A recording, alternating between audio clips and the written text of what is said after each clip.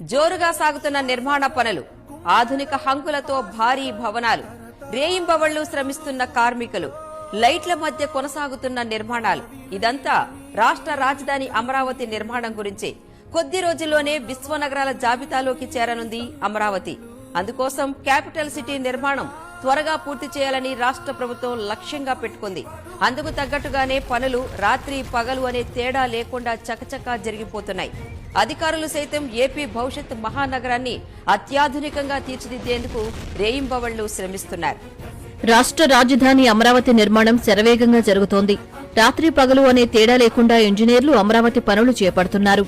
వీలైనంత త్వరగా పూర్తి చేయాలనే సంకల్పంతో పనిచేస్తున్నారు. పనులు ఆగకుండా రాత్రిపూట కూడా విద్యుత్ వెలుగుల్లో నిరంతరాయంగా పనులు కొనసాగిస్తున్నారు. పనుల్లో మరింత వేగం పెంచేలా ప్రభుత్వం ఈసారి బడ్జెట్లో 6,000 కోట్ల రూపాయలు ఖర్చు చేయాలని ప్రతిపాదించింది.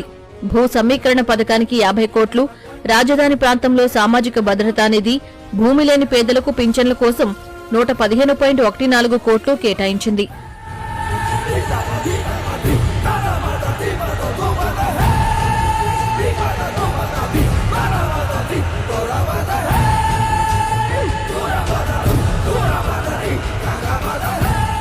మాహిష్మతి, ఊపిరి పీల్చుకో. నా కొడుకొచ్చాడు, బాహుబలి తిరిగొచ్చాడు.